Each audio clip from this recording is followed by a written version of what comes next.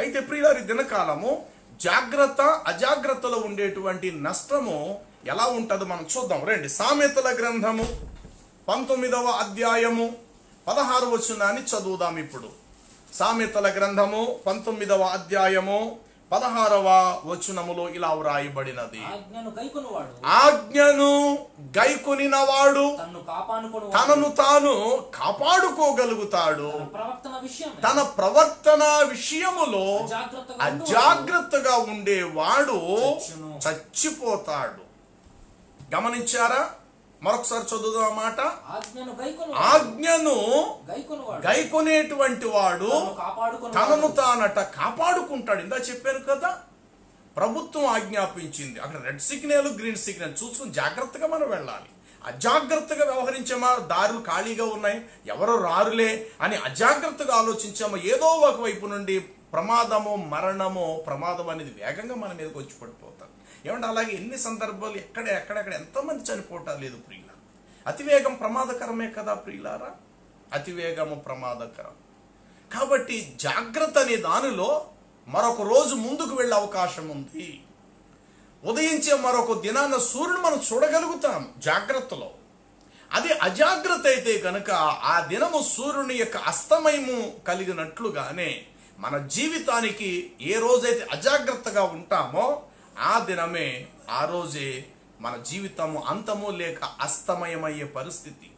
ఏమండి, కరెంటు దగ్గర పనిచేసినప్పుడు ఎంత జాగ్రత్తగా ఉండాలండి? కరెంటు దగ్గర పనిచేసినప్పుడు ఎంత జాగ్రత్తగా ఉండాలి? అలాగే ఒక అగ్ని లేకపోతే మంట దగ్గర లేకపోతే ఒక పొయ్యి దగ్గర పనిచేసినప్పుడు కానీ ఒక కొలిమి దగ్గర పనిచేసినప్పుడు ఎంత జాగ్రత్తగా మనం పాటించాలి ప్రియులారా. కానీ నాటి పరిస్థితిని మనం చూస్తుంటే మనుషులు కేవలం అజాగ్రత్త. ఏమంటే ఇక్కడ మనం చదువుకున్న ఈ సామెతల గ్రంథములు ఏం రాయబడిందంటే, ఆజ్ఞను జాగ్రత్తగా ఆజ్ఞలను గైకొన్నవాడట తనను తాను ఏం చేసుకుంటాడటండి, కాపాడుకుంటాడు. తన ప్రవర్తన విషయములో అజాగ్రత్తగా ఉండేటువంటి వాడు చచ్చిపోతాడు అని చెప్పి వ్రాయబడింది. బైబిల్ గ్రంథములో మనం చూస్తే దావీదు చనిపోయిన తర్వాత దావీదు కుమారుడైన సొలొమోను రాజు అయ్యాడు.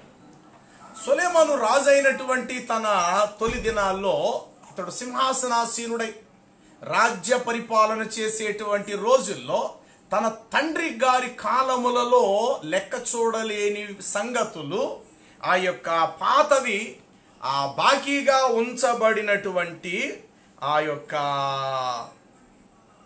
గత కాలములలో అంటే తీర్పు చెప్పలేనివి ఏమైనా ఒకవేళ ఉంటే వాటిని సొలొమోను ఆ పెండింగ్ అయిపోయిన కేసులు అంటే పాత లెక్కలు పాత కేసులన్నీ కూడా రాజు అయిన సొలొమోను రాజుగా సింహాసనాసీనుడైన తర్వాత పెండింగ్గా ఉన్న కేసులన్నీ తెచ్చి వెలుగులో పెట్టడం జరుగుతుంది. అలా పెట్టినటువంటి వాటిలో ఒక విషయాన్ని నేను తెలియపరుస్తున్నాను. ఈ దినకాలం రాజైన దావీదు నిద్రించిన తర్వాత తన కుమారుడైన సొలొమోను రాజైన తర్వాత తన తండ్రి గారి కాలములో లెక్క సరిగ్గా చూడలేనివా, ఒకవేళ పర్వాలేదని విడిచిపెట్టేసిన వాటి అన్నిటి లెక్కలను అప్పట్లో ఉండేటువంటి వాటి అన్నిటిని కూడా సొలొమోను వెలుగులో తీసుకొచ్చాడు. అలా తీసుకొచ్చినటువంటి సందర్భం ఒకటి ఏంటంటే చూడండి, రాజులు మొదటి గ్రంథము 2వ అధ్యాయము 36 వచనము నుండి 46 వచనం వరకు మీరు చదవగలిగితే అక్కడ రాజైన సొలొమోను షిమ్మి అనేటువంటి ఒక వ్యక్తితో కొన్ని విషయాలు చెప్పారు. చూడండి, అక్కడ తర్వాత రాజైన సొలొమోను షిమ్మి అనే వ్యక్తిని పిలిపించి అతనికి ఈ ఆజ్ఞను ఇచ్చెను, నీవు యెరూషలేమును ఇల్లు కట్టించుకొని బయట ఎక్కడికి కూడా నీవు వెళ్లకుండగా అందులోనే నీవు కాపురముండుము. ఒకవేళ ఏ దినమునైనా నీవు బయలుదేరి కిద్రోను ఏరు యొక్క వాగును ఒకవేళ దాటుతావో ఆ దినమున నీవు చచ్చుట నిశ్చయము అని రూఢిగా తెలుసుకొనుమని. అందుకు వాడేమన్నాడో తెలుసా? నీ ప్రాణమునకు నీవే ఉత్తరవాదు అని సొలొమోను అతనితో చెప్పగా అందుకు షిమ్మి, అయ్యా మహారాజా, తమరు సెలవిచ్చిన మంచి మాట మంచిదే, నా ఏలిన వాడవైన రాజువు తమరు చెప్పిన మాట ప్రకారము నీ సేవకుడనైన నేను అలాగే చేసేదనని రాజుతో చెప్పాను. షిమ్మి అనేక దినములు ఇల్లు కట్టి వాసము చేయొచ్చు. ఒక 3 సంవత్సరాలు అయిన తరువాత చాలండి. ఏమండి ఇక్కడ ఈ షిమ్మి అనేటువంటి వ్యక్తి ఎవరు అనంటే, రాజు అయినటువంటి దావీదు కాలములో తన తండ్రి సొలొమోను యొక్క తండ్రి దావీదు కాలములో సౌలు ఇంటిలో పనిచేసేటువంటి వారిలో ఈ షిమ్మి అనేటువంటి వ్యక్తి ఒకడు. సౌలు చనిపోయాడు. సౌలు కుటుంబం యోనాతాను అతని కుటుంబం వంశవలే లేకుండా తుడిచివేసేసాడు దేవుడు. దావీదు స్థిరపరచబడ్డాడు. అయితే ఒకానొక సందర్భం ఏం జరుగుద్దంటే, అబ్షాలోము తండ్రి తన కొడుకు మీద జరుగుద్ది. ఆ సందర్భంలో ఏం జరుగుద్దంటే, దావీదు యెరూషలేమును విడిచిపెట్టి అవతలకు తాను వెళ్ళిపోయేటువంటి సందర్భం వస్తుంది. అలా వెళుతున్నప్పుడు దారి మధ్యలో ఈ షిమ్మి అనేటువంటి వ్యక్తి ఏం చేశాడంటే, చూడండి ఆ సమూయేలు 2వ గ్రంథం 16వ అధ్యాయము 5వ వచనము. సమూయేలు 2వ గ్రంథము 16వ అధ్యాయం 5వ వచనము.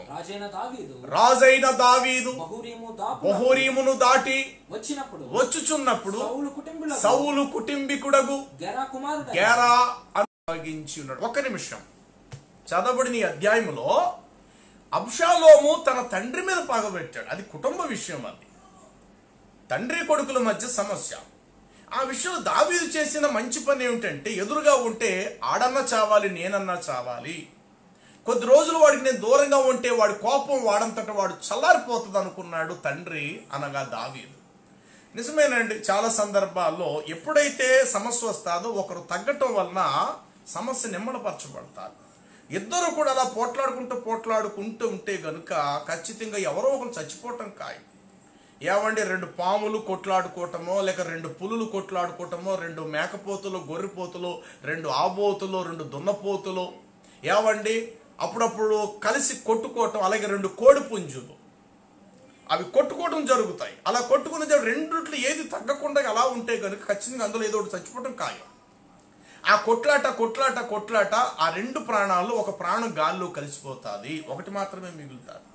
దావీదు ఎంత తెలివిగా యుక్తిగా అతడు ఆలోచించాడు అని అంటే, సమస్య ప్రారంభమైంది ఇంట్లో, కుటుంబ సమస్య. ఈ విషయంలో సరే ఎంత వాడు వయసులో ఉన్నాడు కదా అని చెప్పేసి తండ్రి ఒక మెట్టు తగ్గి తన జనులను తీసుకొని కొన్ని రోజులు దూరం అయిపోదామని చెప్పి యెరూషలేమును విడిచిపెట్టేసి బొహీరాము అను ప్రాంతమును దాటి అతడు యోర్దాను దాటి అవతలకు వెళ్ళిపోయాడు. అయితే వెళ్ళిపోయిన సందర్భంలో సౌలు ఇంటికి ఉండేటువంటి గెరా అనేటువంటి వ్యక్తి యొక్క కుమారుడు ఈ షిమ్మి అనబడిన వాడు దారి మధ్యలో దావీదుకు ఎదురుపడి వెంట వెళుతూ దావీదును చీపో నరహంతకుడా అని అంటూ తృణీకరిస్తూ దావీదు మీద రాళ్లు విసరడం ప్రారంభించాడు. ఏమంటే దావీదు విషయంలో దేవుడు ఏమన్నాడు తెలుసా? దావీదు నా హృదయానుసారుడు అన్నాడు. దేవుడేమో దావీదు నా హృదయానుసారుడు అని అంటే, అలాంటి దేవుని హృదయానుసారుడైనటువంటి వ్యక్తిని షిమ్మి అనబడిన వాడు శపించటం మొదలుపెట్టాడు. జాగ్రత్త ప్రియమైన వారులారా, మీకు వాక్యమును బోధించి మీపై నాయకులుగా ఉన్న వారి యొక్క ప్రవర్తన ఫలమును శ్రద్ధగా తలంచుకొనుచు వారి విశ్వాసాన్ని మీరు అనుసరించండి అని హెబ్రీ పత్రికలో మనం చదువుతూ ఉన్నాము. దయచేసి దేవుని బిడ్డలను అభిషేకించబడిన వారిని, దేవుని చేత ఏర్పరచబడి దేవుని కొరకు ప్రతిష్ఠించబడినటువంటి వారిని వ్రేలెత్తి చూపటం కానీ, తృణీకరించటం కానీ, అపహాస్యపాలు చేయటం కానీ, వాళ్ళకి నష్టం కలిగితే చూడాలనేటువంటి ఆలోచన కానీ దయచేసి ఎవరిలో కూడా ఉండటం మంచిది కాదు. కొన్ని సందర్భాలు ఎక్కడైతే పునాది పడిందో, వాక్యం విని నేర్చుకున్నారో అదే సంఘంకి కొన్ని సందర్భాలు చీడ పురుగులుగా బయలుదేరేటువంటి వారు బయట సమాజంలో చాలా మందిని మనం చూస్తుంటాం. సంఘాన్ని గలిబిలి చేసేటువంటి వారిని చూస్తాం, సంఘాన్ని తృణీకరించేటువంటి వారిగా చూస్తాం, సంఘాన్ని చీల్చుకుపోయేటువంటి ఆ యొక్క మనుషులను మనం కొన్ని సందర్భాల్లో చూస్తుంటుంటాం. ప్రియులారా, ఏ సేవకుడి చేతుల మీద వారు రక్షించబడ్డారో అదే సేవకునికి అవమానం కలిగించే విధంగా కొన్ని సందర్భాలు విశ్వాసులు నడుచుకోవటం అనేది అక్కడక్కడ మనం చూస్తుంటుంటాం. ప్రియులారా, కాబట్టి ఇక్కడ దావీదుకి కొడుకు సమస్య వచ్చింది, దావీదు ఇంట్లోంచి వెళ్ళిపోయాడు. అయితే దావీదును దేవుడు హృదయానుసారుడు అంటే అలాంటి దావీదును పట్టుకొని షిమ్యి అన్నవాడు శపించటము, తృణీకరించటము, రాళ్లు విసరటము అతని మీద ప్రారంభించాడు. కానీ దావీదుకైతే బాధ కలగలేదు. బాధ అయితే కలిగింది కానీ ఆవేశం, కోపం కలిగి అతను చంపేయాలని అనుకోలేదు. పక్కనున్నవాడు అన్నాడు, సైన్యాధిపతి ఏలినవాడా రాజా, నోటుకొచ్చినట్లు మాట్లాడుతాడు, కుక్కలాంటోడు, వాడిని ఎందుకు బతకనిస్తున్నాం, మాకు ఆజ్ఞాపిస్తే వాడిని వెళ్ళి చంపేస్తాము, ఒక్క క్షణంలో వాడిని చంపేస్తాను, నిన్ను తృణీకరించడం చిన్న విషయమా అనంటే దావీదు ఒక మంచి మాట మాట్లాడు. కన్న కుమారుడే నా మీద మడమెత్తాడు, నా మీద కాలెత్తాడు, కన్న కొడుకే నన్ను చంపాలనుకుంటున్న ఈ సందర్భంలో దారిన పోయిన వాడు ఎవడో ఒక మాట నన్ను అన్నంత మాత్రాన అదేం నాకు నష్టమా, అది నా ప్రాణం తీసేసేంత ప్రమాదకరమైన మాట ఏమైనా, అది తింటే తిట్టనే, శపిస్తే శపించనే, వాడు శపించుతాను బట్టి నా హృదయంలో నేను దుఃఖపడి ఏడుటాను బట్టి దేవుడు త్వరగా నా ప్రార్థన అంగీకరిస్తాడేమో, త్వరగా నాకు విమోచన విడుదలనిస్తాడేమో, వాడు ఎంత తిట్టడం నాకంతా మంచిదే, అది నాకు మేల్కొల్పు కలుగుతాది, ఆ మాటలకు నా హృదయం గాయమై కన్నీళ్లు విడిచి నేను ప్రభు వైపు నేను చూస్తాను, వెంటనే దేవుడు నా పూర్వపు స్థితి మరల నాకు తెచ్చి కుటుంబానికి సమాధానాన్ని ఇస్తాడు అంటాడు దావీదు. ఏమంటే ఆ టైంలో దావీదును శపించిన షిమ్యి అన్నవాడిని ఒక్క మాట కూడా అనలేదండి. దావీదు తన దారిని తాను వెళ్ళిపోయాడు. సరే, వీడేమన్నాడు తెలుసా, నువ్వు శపించబడదు గాక, నీ కుమారుడు చేతికి దేవుడు రాజ్యాన్ని ఇచ్చేశాడు, నువ్వు ఇక బానిసవైపోతావు, నీ కొడుకు రాజు అయిపోతాడు అని వాడు వట్టి మాటలు మాట్లాడాడు. కానీ జరిగిన విషయం ఏంటంటే తన కుమారుడే ఊహించలేని రీతిలో ప్రాణాన్ని కోల్పోయాడు. దావీదే మరల యథాప్రకారంగా మునుపటి వల్లే తానే రాజుగా మరలా స్థిరపరచబడ్డాడు. ఎప్పుడైతే దావీదు మరలా రాజు అయ్యాడన్న సంగతి వాడికి తెలిసినదో ఇప్పుడు మరలా వాడు రెండవ దారిలోంచి వాడు ప్రయాణం చేసుకుంటూ వచ్చాడు. ప్రియులారా, వాడు రెండవ దారిలో చూడండి, 19వ అధ్యాయము 18వ వచనం చదువుదాం. ఇప్పుడు అదే సమూయేలు రెండవ గ్రంథము 19వ అధ్యాయము 18వ వచనము నుండి. రాజు ఎదుట నది దాటిరి, రాజు ఇంటి వారిని అవతలకు దాటించుటకు రాజు దృష్టికి అనుకూలమైన దాన్ని చేయుడని రేవు పడవలను యువతలకు తెచ్చి ఉండేది. అంతట మరలా గెరా కుమారుడైన షిమ్యి వచ్చి రాజు యోర్దాను నది దాటిపోగానే అతనికి ఇప్పుడు మరలా సాష్టాంగపడి నమస్కారం చేసి, ఏలినవాడా, నేను గతములో 16వ అధ్యాయములో నువ్వు ఇంట్లోంచి వెళ్ళినప్పుడు నిన్ను నేను శపించాను, నిన్ను నేను తృణీకరించాను, ఆ రోజుల్లో నీ కొడుకు నీ మీద కోపపడినందుకు నువ్వు ఇల్లు ఇడిచిపెట్టి వెళ్ళిపోతున్నప్పుడు అనరాని మాటలో 16వ అధ్యాయములో నిన్ను అన్నాను, దూషించాను, నేను చేసిన ద్రోహము నా మీద దయచేసి ఇప్పుడు మోపకము, నా ఏలిన వాడవగు రాజువగు నీవు యెరూషలేమును విడిచిన వేళ నీ దాసుడునగు నేను మూర్ఖించి చేసిన దోషమును జ్ఞాపకముంచుకొనకుము, మనస్సునందు ఉంచుకొనకుము, నేను గతములో నీ ఎడల తప్పు చేశానని నాకు తెలిసినది గనుక యోసేపు వారందరితో కూడా నా ఏలిన వాడవగు రాజునగు నీ ఎదుర్కొంటాకి నేను ముందుగా వచ్చి ఉన్నానని చెప్పాను. అంతటా 23వ వచనం చదివేద్దాము. నీకు మరణ శిక్ష విధింపనని చాలండి. చూసారండి, ఇక్కడ యెరూషలేమును విడిచి యోర్దాను నది దాటి అవతలకి వెళ్ళినప్పుడు ఈ గెరా కుమారుడైన షిమ్యి దావీదును పట్టుకొని అనరాని మాటలు అన్నాడు. ఇప్పుడు మరలా పూర్వపు వైభవం మరలా వచ్చేసింది. మరలా రాజు అయిన తర్వాత ఇప్పుడు నోటరైపోయాడు. ఇప్పుడు అమ్మో, నిన్నటి వరకు అతడు ఇల్లు విడిచిపెట్టి పారిపోయిన ఒక బికారుడు అనుకున్నాను, మరలా దేవుడు అతని యందుండి మరలా పూర్వం వలె అతన్నే దేవుడు రాజుగా చేసేసాడు. ఇప్పుడు ఆయన రాజు అయ్యాడు కనుక నేనేదోటి అయిపోతాను ఈసారి, ఎందుకంటే అతన్ని నేను అనరాని మాటలు అన్నాను కాబట్టి ఇప్పుడు సైనికులను పంపించన్నా నా శిరచ్ఛేదం చేయించి చంపించేస్తాడు. కాబట్టి అంతవరకు తెచ్చుకోకుండానే నా బంధువులందరితో కలిసి ఒక 70 మందిని వెంట పెట్టుకొని, యోసేపు ఇంటి వారైన ఒక 70 మందిని ఆ మనుషుడు ముఖ్యులైన పెద్దలను వెంట పెట్టుకొని అంతఃపురానికి వెళ్ళిపోయాడు. యెరూషలేములో రాజైన దావీదు సింహాసనం మీద రాజుగా కూర్చున్న ఇప్పుడు ఆయన దగ్గరికి వెళ్ళి కాళ్ళమే పడిపోయి ఏడుస్తూ అంటాడు, ఏలినవాడా, నీవు యెరూషలేమును విడిచిన రోజు నిన్ను నేను అనరాని మాటలు అని నా నోటుకు వచ్చినట్లు నేను పలికాను. దయతో ఇప్పుడు నన్ను క్షమించుము. నువ్వు మరలా రాజు అయ్యావు, దేవుడు నీ అందు ఉన్నాడు, నాకు ప్రాణ భిక్ష పెట్టు మహాప్రభు అన్నాడు. ఇప్పుడు దావీదు ఏమన్నాడు తెలుసా? వెళ్ళుము, నీ తలలోకి వెంట్రుక కూడా నేలను రాల్చబడదు, నీ ప్రాణాన్ని హాయిగా బ్రతికించుకో. ఆ రోజు నువ్వు నన్ను ఏదో అన్నందుకు నీ మీద నాకు పగ లేదు, నీ మీద నాకు ద్వేషము అసూయ కూడా లేదు, కానీ వెళ్ళిపో, హాయిగా నువ్వు బ్రతుకు అన్నాడు ఈ షిమ్యి అన్నవాడితో. ఈ మాట చెప్పిన దావీదు కొంతకాలానికి దావీదు చనిపోయాడు. ఇప్పుడు తన కుమారుడైన సొలొమోను రాజయ్యాడు. రాజైన తర్వాత తన తండ్రి గారి కాలములలో ఎవరెవరు ఎలా ప్రవర్తించారు, తన తండ్రి గారి కాలములో తన తండ్రికి ఎవరెవరు ఏ విధమైన ద్రోహములు చేశారనేది ఆ యొక్క చిత్తాంతా తిరగేసేయండి సొలొమోను. పాత పెండింగ్ లో ఉన్న కేసులన్నీ కూడా ఒకదాని తరతోటి పని వాళ్ళతో చెప్పి, నా తండ్రి గారి కాలములో ఎవరెవరు ఎలా ప్రవర్తించారు, నా తండ్రికి ఎవరెవరు వ్యతిరేకంగా జీవించారు, నా తండ్రినేమో దేవుడు ఏర్పరచుకుంటే మనుషులు అనేకులు నా తండ్రిని ఎవరెవరైతే హింసించాలని అనుకున్నారో వాళ్ళ లిస్ట్ అంతా తీసుకురండి అన్నప్పుడు ఆ లిస్టులో వచ్చేటండి షిమ్యి అన్నవాడు. బహుశా అప్పుడు వయసులో పెద్దవాడైపోంటాడు, వృద్ధాప్యం వచ్చి ఉంటారు. ఈ షిమ్యి అన్నవాడిని పిలిచి ఇప్పుడు దావీదు కుమారుడు సొలొమోను అంటున్నాడు, చూడబాయ్, నువ్వు వయసులో చాలా పెద్దవాడివి, కానీ ఒకప్పుడు నా తండ్రికి నువ్వు చాలా ద్రోహం చేసావన్న సంగతి నాకు తెలుసు. నా తండ్రి ఇంట్లో సమస్య వచ్చిందని చెప్పి ఇల్లు విడిచి వెళ్ళిపోతున్న సందర్భంలో నా తండ్రి నువ్వు అనరాని మాటలు అన్నావని చరిత్రలో చిట్టాలో రాయబడింది గ్రంథంలో.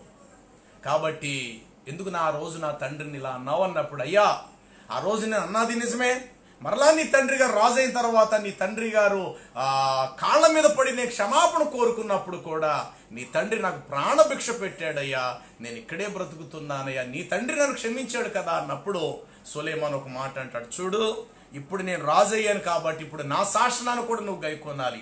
అదేంటో తెలుసా? నా తండ్రి యెరూషలేమును విడిచి వెళ్ళినప్పుడు నువ్వు అనరాని మాటలు అన్నావు కనుక నీ జీవితకాలం అంతా కూడా నువ్వు యెరూషలేములోనే బ్రతకాలి. ఇక్కడే స్థలం కొనుక్కో, ఇక్కడే ఇల్లు కట్టుకో, ఎప్పుడు నా కళ్ళకు నువ్వు కనబడుతుండాలా, ఎప్పుడు ఒక కన్ను నీ మీద వేసి చూస్తుంటాను, నా పని వాళ్ళు ఎప్పుడు నేను గమనిస్తూ ఉంటుంటారు. యెరూషలేమును విడిచిపెట్టి ఎప్పుడు కూడా నువ్వు బయటకు వెళ్ళటానికి వీల్లేదు. ఎప్పుడైతే యెరూషలేమును విడిచి వాగు దాటి అవతలకు వెళతావో నిశ్చయముగా నువ్వు చస్తావు, జాగ్రత్త అన్నాడండి. ఇప్పుడు ఆ మాటకు వాడంటాడు, ఏలినవాడ రాజా, నువ్వు చెప్పిందంతా బాగుంది, నేను ఎక్కడికి వెళ్ళను, ఈ యెరూషలేములో చనిపోయే వరకు మీ ఎదుటే నేను ఉంటాను అన్నాడు.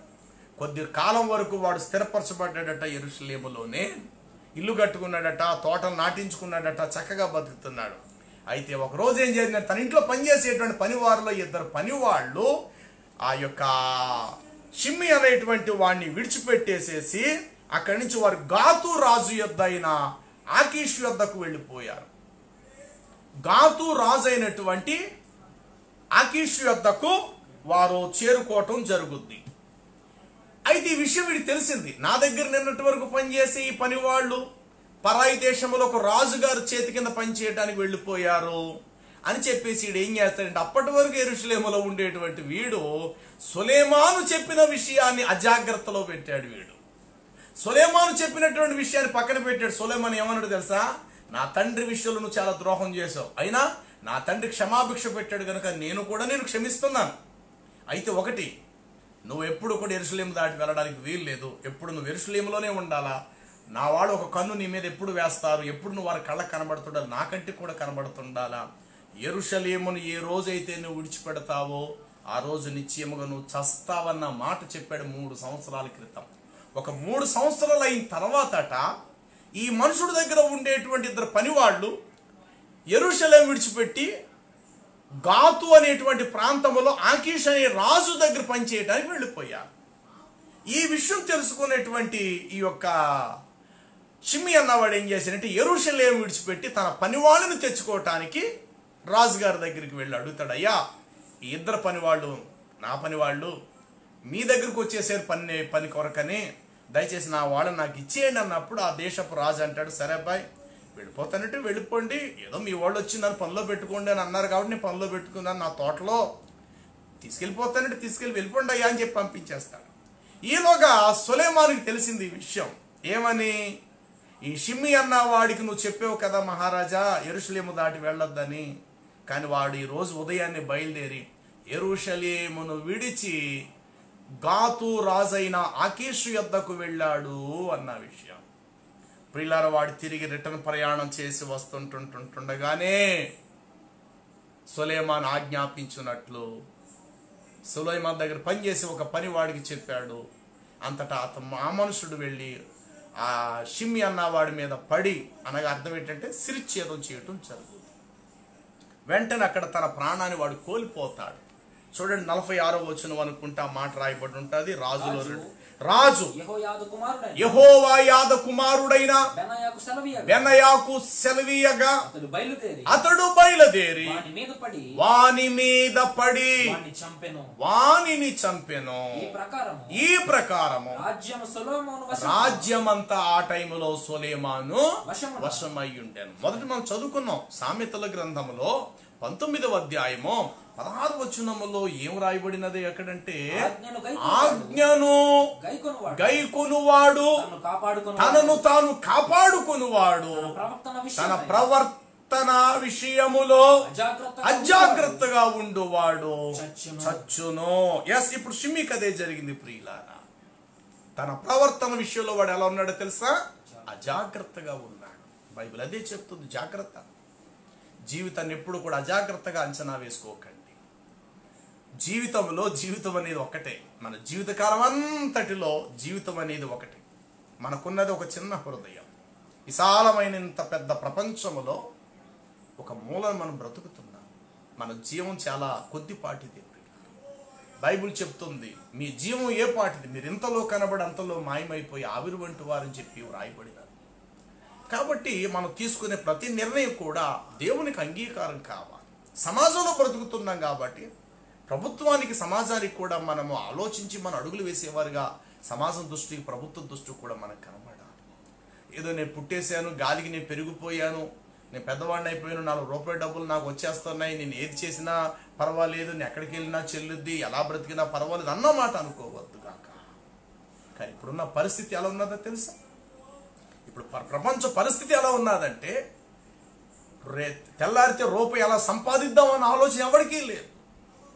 తెల్లారే వరకు అసలు మనం బ్రతుకుంటామా, ఒకవేళ బ్రతుకుంటే మన జీవితాన్ని మనుగడని ఎలా సాగించాలి అన్న ఆలోచనలోకి ప్రపంచం వచ్చేసింది. నిన్నటి వరకు పరిస్థితి ఎలా ఉన్నదంటే, ప్రపంచం పరిస్థితి ఏమి తిందుమా, ఏమి త్రాగుదుమా, ఏమి ధరించుకుందామా అని చెప్పేసేసి ఎవరు పడితే వారు ఎలా పడితే అలాగా ఎవరికి నచ్చిన విధంగా వారు జీవిస్తూ వచ్చేసారు ప్రియులారా. కానీ ఇప్పుడు అలా లేదు. ఇల్లు దాటి బయటికి వెళితే నీకు మరణం. సొలొమోను అదే చెప్పాడు, యెరూషలేము ఏ రోజు నువ్వు దాటుతావో, యెరూషలేము దాటిన దినాన్ని నువ్వు ఏమవుతావు తెలుసా? చచ్చెదవు అన్నాడు సొలొమోను. ఆ మాటకు వాడు దాదాపట 3 సంవత్సరాల వరకు కట్టుబడి ఉన్నాడు. బహుశా వాడు అనుకుండా ఎప్పుడో చెప్పాడు, 3 ఏళ్ల క్రితం, మర్చిపోయి ఉంటాడులే సొలొమోను, ఈ పాటికి ఎప్పుడో మర్చిపోయి ఉంటాడులే, 3 సంవత్సరాల క్రితం మాట కదా అని చెప్పి చాలా అజాగ్రత్తగా ఉన్నాడు వాడు. జాగ్రత్త సుమా. ఒక సొలొమోను 3 సంవత్సరాల క్రితం విషయమే సొలొమోను మర్చిపోలేంది. సృష్టికర్త అయినటువంటి దేవుడు ఎలాగ మన జీవిత విషయంలో అజాగ్రత్తగా ఉంటాడండి? దేవుడు మర్చిపోతాడు ఏ విషయమైనా? నో. నువ్వు వేసే ప్రతి అడుగు ఆయన గమనిస్తున్నాడు, నువ్వు చూసే ప్రతి కంటి చూపును ఆయన చూస్తున్నాడు. నువ్వు రాత్రి వేళ నిద్రపోతున్నప్పుడు నీ మనసులో నీ పడక మీద పడినప్పుడు నువ్వు తలంచిన తలంపులను కూడా ఆయన ఎరిగే దేవుడుగా ఉన్నాడు. ఏది మర్చిపోయే దేవుడు. ఆయన కృపచేత క్షమించబడుతూ ముందుకు వెళుతున్నామే తప్ప దేవుడు మర్చిపోయేంత అజ్ఞాని కాడు దేవుడు. దేవుడు ఏది మర్చిపోడు. ఆయన మంచి మర్చిపోడు, చెడు కూడా మర్చిపోడు. ఆయన కేవలం మంచిని మాత్రమే దేవుడు దృష్టిలో పెట్టుకొని చెడును మర్చిపోతాడని అనుకోకండి. చెడు కూడా ఆయనకి పరిచయమే, చెడు కూడా ఆయనకి బాగా తెలుసు. ఏ మనుషుడు ఎంత చెడు చేశాడు, ఎంత కాలము చేశాడు, ఎంతకాలం ఆ చెడులో వాడు జీవించాడన్న సంగతి ఆయనకు తెలుసు. ఎంతకాలం మనం మంచివారిగా మారాం, ఎప్పటి నుండి మనం మంచివారిగా మారాం, ఎంతకాలం మంచిగా జీవించామన్న సంగతి కూడా ఆయనకు తెలుసు. ఒక మనిషి అజ్ఞానంగా మర్చిపోయినంత సులభముగా దేవుడు ఏది కూడా మరచిపోడు అన్న సంగతి మనం జ్ఞాపకం చేసుకుందాం. కానీ షిమ్మి అన్నవాడు అనుకున్నాడు, సొలొమోను ఎప్పుడో చెప్పాడు కదా, 3 ఏళ్ల క్రితం మాట కదా, యెరూషలేము దాటితే నువ్వు చచ్చిపోతావని అన్నాడు కదా, 3 ఏళ్ల క్రితం మాట. ఈ పాటికి సొలొమోను ఆ విషయం మర్చిపోయి ఉంటాడని చెప్పేసి నిర్లక్ష్యంగాను అజాగ్రత్తగా మాటను నిర్లక్ష్యపరచి యెరూషలేమును దాటి వెళ్ళాడు. మరల యెరూషలేముకు వస్తుంటుండగానే వాడు ప్రాణాన్ని వాడు కోల్పోయాడు ప్రియులారా. కాబట్టి సామెతలు 19లో చాలా బాగున్నది కదా మాట. ఏమన్నాడండి అక్కడ? తన ప్రవర్తన విషయములలో చూడండి ఏం మాట అంటాడు అక్కడ? ఆజ్ఞను గైకొన్నవాడు తనను తాను ఏం చేసుకుంటాడటండి? కాపాడుకుంటాడట. తన ప్రవర్తన విషయములో అజాగ్రత్తగా ఉండేవాడు చచ్చిపోతాడు. జాగ్రత్త. రెడ్ సిగ్నల్ వేయబడింది, ఆగిపోవాలి నువ్వు, అంతే, ఆగిపోవాలంతే. కొన్ని సందర్భాలు ఏం జరుగుద్దంటే గ్రీన్ సిగ్నల్ దూరం నుండి చూస్తున్నప్పుడు ఇంకా సిగ్నల్స్ కొన్ని క్షణాలు అది రెడ్ సిగ్నల్ పడుతుంది అనగా అప్పుడే మనుషులు వేగం కూడా పెంచుతుంటారు. చాలా ప్రమాదం ఇది కూడా. ఎందుకంటే గ్రీన్ సిగ్నల్ ఉన్నప్పుడు కూడా వేగం మంచిది కాదు. ఎందుకంటే తీరా దగ్గరికి వెళ్ళిన తర్వాత రెడ్ సిగ్నల్ పడిపోతుందేమో. కాబట్టి దూరం నుండి రెడ్ సిగ్నల్ మనకు కనబడుతుంది, చూశారు, అది మంచిది. రెడ్ సిగ్నల్ కదా, గ్రీన్ సిగ్నల్ వచ్చేసరికి ఎలాగ టైం పడుతుందిలే అని చెప్పి కాస్త మెల్లిగా వెళ్ళటం అనేది ప్రాణరక్షణ. దూరం నుండి చూసినప్పుడు గ్రీన్ సిగ్నల్ వెలుగుతూ ఉంటుండగా బళ్ళు వెళ్ళిపోతుంటే అనుకుంటా అబ్బో దారి మనకి ఎదురుగా ఏర్పడిపోయింది, ఏ పర్వాలేదు అనుకొని చాలా స్పీడ్గా వెళ్తాడు.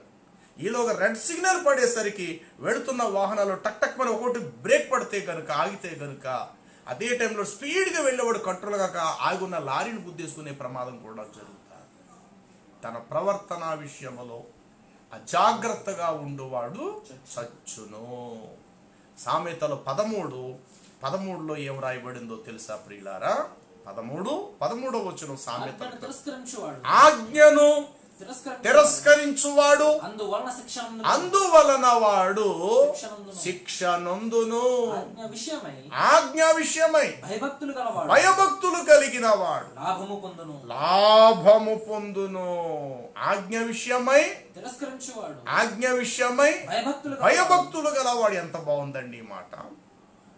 యెహోవా యందు భయభక్తులు కలిగి ఆయన త్రోవల యందు నడుచు వారందరూ ధన్యులు అని చెప్పి వ్రాయబడింది. ఆజ్ఞ విషయమై భయభక్తులు కలిగిన వాడట తను ఏం చేస్తాడు? జీవితకాలం అంతా బ్రతుకు దినములన్నీ కూడా వాడు ఏం పొందుతాడంటే లాభమే. వాడు బ్రతుకుంటాడు, వాడు కష్టార్జితము చేత 10 మందిని వాడు బ్రతికించగలుగుతాడు. వాడు బ్రతుకుటమే కాక, వాడు తినటమే కాక, వాడు బ్రతుకుతూ తింటూ మరికొంతమందికి ఉపాధిని కల్పిస్తాడు, ఇతరులకు పెడతాడు, ఇతరులకు దారి చూపగలుగుతాడు. పైన ఏం చెప్పాడా 13వ వచనంలో మొదటి మాటలోనే? ఆజ్ఞను ఒకవేళ తిరస్కరించేవా అందువలన ఖచ్చితంగా నీకేమొచ్చును? ఎస్. ఇప్పుడు సొలొమోను ఆజ్ఞాపించిన ఆజ్ఞను వీడు ఏం చేసేటండి? తిరస్కరించాడు. సొలొమోను ఏం చెప్పాడు? యెరూషలేము దాటి నీవు వెళ్ళక, బయటికి వెళ్ళక, ఇక్కడే ఉండాలి, నా కళ్ళ ముందు కనబడి. ఎందుకంటే నా తండ్రి నిన్ను క్షమించాడు, కాదంటలేదు. కానీ నా తండ్రికి నువ్వు చాలా ద్రోహం చేశావు. నా తండ్రిని అనరాని మాటలు నువ్వు అన్నావు. నా తండ్రి ఒక్క మాట కూడా నిన్నేమనలేదు. నా తండ్రి నిన్ను క్షమించాడు, నేను కాదంటలేదు. కానీ నా తండ్రిని పట్టుకొని అన్యాయంగా నువ్వు దూషణ మాటలు మాట్లాడావు. అదే రోజుల్లో నేనే కనుక ప్రక్కనుంటే కనుక నేను చంపేసి ఉండేవాడిని. నా తండ్రి దయగలవాడు కాబట్టి నిన్ను విడిచిపెట్టేశాడు. బ్రతికేమన్నాడు కాబట్టి నువ్వు బ్రతికేసావు. ఇప్పుడు నాది రాజ్యం అయింది కాబట్టి ఇప్పుడు కూడా నేను చెప్తున్నాను, చూడు, నా తండ్రికి నువ్వు ద్రోహం చేశావు. యెరూషలేము విడిచి నా తండ్రి అరణ్యానికి వెళ్ళిపోతున్నప్పుడు అరణ్యములో అన్నం పెట్టవలసిన వాడవు, అనరాని మాటలు నువ్వు అన్నా. ఏమంటే కొందరు జీవితంలో ఉపకారము చేయరు. సరే, నువ్వు ఉపకారం చేయకపోతే చేయకపోవచ్చు, కానీ అపకారాన్ని తలపెట్టేవారు చాలా మంది ఎదురవుతారండి. అసలే కడుపుకు తిండి లేని స్థితిలో ఉన్నారు అని అంటే హృదయాన్ని గాయపరిచే మాటలు ఇంకొంచెం మాటలు మాట్లాడుతుంటారు. నేనంటా నువ్వు పెట్టవలసింది పెట్టకపోయిన పర్లా, కానీ అనరాని మాటలని మరి కాస్త గాయం చేయటం అనేది అది అసలు మంచి లక్షణం కాదు ప్రియులారా. బైబిల్ ఏం చెప్తుంది? నీవు మేలు చేయాలనుకున్నప్పుడు నువ్వు చేయి. ఒకవేళ మేలు చేయలేకపోయావా వదిలేయి, కానీ కీడు మాత్రము నీవు చేయ. ఏమంటే దావీదు షిమి అన్నప్పటికి ఏం అన్యాయం చేశాడండి? అనరాని మాటలు అన్నాడు, దూషించాడు. నువ్వు శపించబడుదుగాక, నరహంతకుడా, దుర్మార్గుడా, చీపో, కుక్క అన్నట్టు మాట్లాడాడు దావీదుని పట్టుకొని. ఒక్కసారి దావీదు కన్ను ఎర్ర చేస్తుంటే కనుక వాడు అక్కడే బూడిదైపోయి ఉండేవాడు. పక్కనున్నవాడు కోపం వచ్చింది. దావీదు, మా ఏలినవాడు నిన్ను అనరాని మాట్లాడుతున్నాడు. వాడు ఒక్క మాట సెలవిస్తే నేను ఇలాంటి చంపేస్తాను అన్నాడు పక్కన ఉన్నవాడు, ఒక బలాఢ్యుడు. దావీదు ఏమన్నాడు తెలుసా? తిట్టనే, వాడు ఎన్ని దూషిస్తాడో దూషించనే, నా కన్న కొడుకే నన్ను చంపాలంటే లేదు, కానీ వాడు దూషించడంలో పెద్ద ఆశ్చర్యమేముంది? వాడు నన్ను దూషించటం వలన నా హృదయం మరింత గాయమై నేను కన్నీళ్లు విడవగా దేవుడు త్వరగా నా మొరాలకించి నాకు విడుదలిస్తాడేమో. వాడు ఎంత దూషిస్తే నాకు అంతా మంచిది, నేను సరి చేసుకుంటాను, నేను సరి చేసుకుని పశ్చాత్తాపడతానని చెప్పి దావీదు అనుకున్నాడు. అతని నీతి యథార్థతయే మరలా అతడి మునుపటి వలె సింహాసనాసీనుడై యథాప్రకార రాజుగా అతను రాజ్య పరిపాలన చేయడానికి మరలా దేవుడు ఆయనకు అవకాశం ఇచ్చాడు. ఎప్పుడైతే ఆయన రాజు అయిపోయాడు, షిమ్యి అన్నవాడికి భయం కలిగేసింది. అతను రాజ్యం పోతాదేమో అని చెప్పి అనరాని మాటలు అనేసాను. తీరజుడు మళ్ళీ రాజు అయిపోయాడు. ఇప్పుడు నేను వెళ్ళి అతను కలుసుకోవాలి, లేదంటే సైనికులు వచ్చి నన్ను చంపేస్తారని చెప్పేసి భయపడిపోయి 70 మంది పరివారం తీసుకెళ్లి దావీదు సింహాసనం మీద ఉండగా కాళ్ళ దగ్గరికి వెళ్ళి కాళ్ళు పట్టుకుని ఏడ్చాడు. ఆ రోజు దావీదు ఏమన్నాడంటే, అయ్యిందేదో అయిపోయింది, ఆ రోజు నువ్వు అన్న మాటలన్నీ గుర్తున్నాయి, సరే జరిగిందేదో జరిగిపోయింది, నీకు ప్రాణభిక్ష పెడుతున్నాను, వీళ్ళు హాయిగా బ్రతికే అన్నాడు. అయితే తండ్రి చనిపోయిన తర్వాత పాత లిస్ట్ అంతా తిరగేసాడు ఈ కుమారుడు అన్నమాట. పెండింగ్ ఉన్న కేసులన్నీ బయట లాగాడని. అలా లాగితే వీడికేసే మొట్టమొదట వచ్చింది, గతంలో నీ తండ్రిని ఇతడు ఇన్ని మాటలు అన్నాడని. వాడిని వెంటనే పిలిపించాడు ఆస్థానంలోకి, ఆ యొక్క అంతఃపురంలోకి పిలిపించాడు. ఏమయ్య, ఆ రోజు మా నాన్న ఏదో అన్నావంటే అని అన్నానయ్యా, మరి మీ నాన్నగారు నన్ను క్షమించి వదిలేశాడు కదా అంటే, చూడు నా నాన్న క్షమిస్తే క్షమించి వదిలేసి ఉండొచ్చు, మరలా చెప్తున్నాను, ఇంకెప్పుడు కూడా యెరూషలేము దాటి నువ్వు బయటకు వెళ్ళడానికి వీలు. నా తండ్రి యెరూషలేము దాటి అరణ్యానికి వెళ్తున్నప్పుడు లేని మాటలు నువ్వు అన్నావు, నా తండ్రి వాగు దాటి వెళుతూ ఉన్నప్పుడు అనరాని మాటలు అన్నావు, నీ ఇప్పుడు యెరూషలేము దాటి వాగు దాటేవా, నీకేం వచ్చేస్తుంది అన్నాడైనా, మరణం వచ్చేస్తా, చచ్చిపోతావు, నువ్వు జాగ్రత్త అన్నాడు. కానీ ఒక 3 సంవత్సరాల వరకు గుర్తుంచుకున్నాడటండి ఆ మాట. ఈనాడు సంఘాల్లో చాలామంది ప్రభు బలను తీసుకునే సందర్భంలో, లేక ప్రభు దగ్గరికి వచ్చిన సందర్భం ఎలా ఉంటారంటే చాలా భయంతో, చాలా భక్తితో ఉపవాస కూటాలు పెట్టినప్పుడు ఎంత రోధిస్తారో, ఎంత పశ్చాత్తాపడతారో. కానీ ఆ వాతావరణం అంతా మరలా మౌనం అయిపోయిన తర్వాత, ప్రార్థనలన్నీ అయిపోయిన తర్వాత కొద్ది రోజులు ఆ ప్రభావం పనిచేస్తుంది. మరలా పాత స్థితిలోకి, మునుపటి స్థితిలోకి, పాత జీవితంలో కొంతమంది మరలా వెళ్ళిపోయే పరిస్థితి ఎదురవుతుంటుంది. జాగ్రత్త సుమా. నిర్లక్ష్యం అనేది మన జీవితానికి తీరని లోటు, నష్టాన్ని తీసుకొచ్చి పడతారు. ఒక తండ్రిగా కుటుంబంలో నీ బాధ్యత చాలా విలువైనది.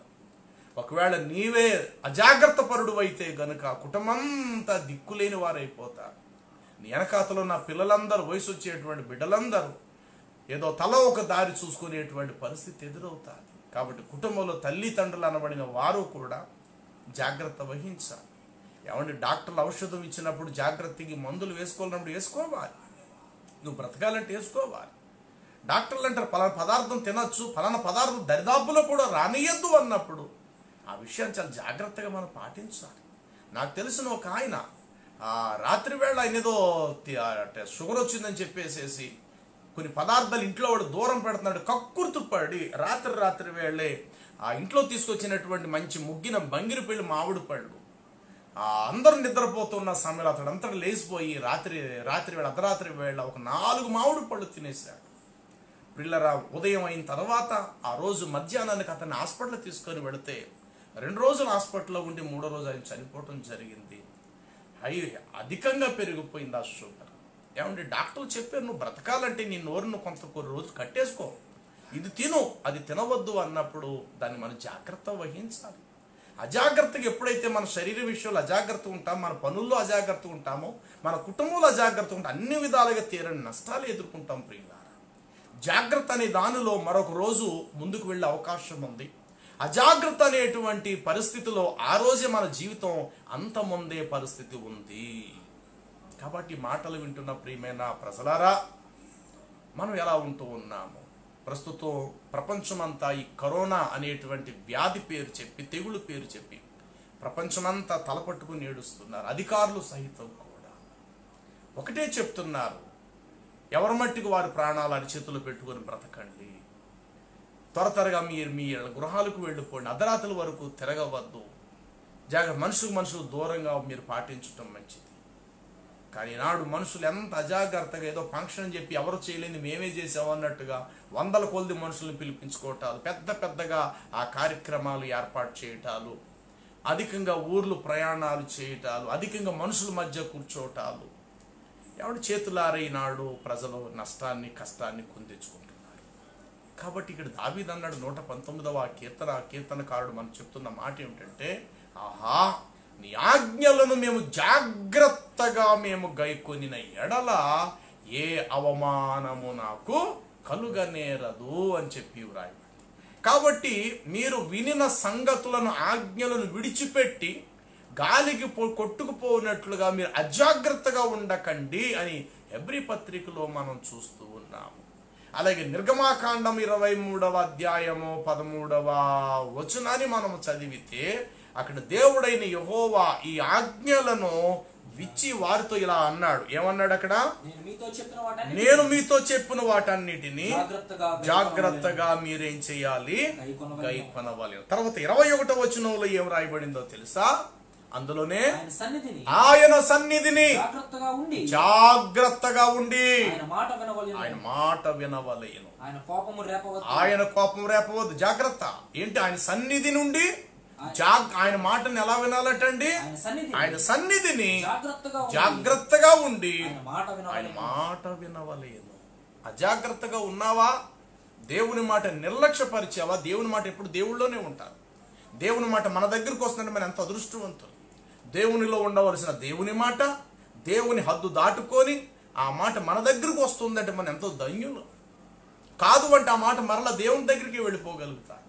కానీ దేవుని మాట కావాలని కోరుకున్న మనం మరుసటి రోజు మనం ఉండకపోవచ్చు గాక. దావీదు అంటాడు, దేవా నీ వాక్యం నిత్యము నిలిచి ఉండేది, కానీ ఆ వాక్యం వినడానికి మనం ఉండకపోవచ్చు.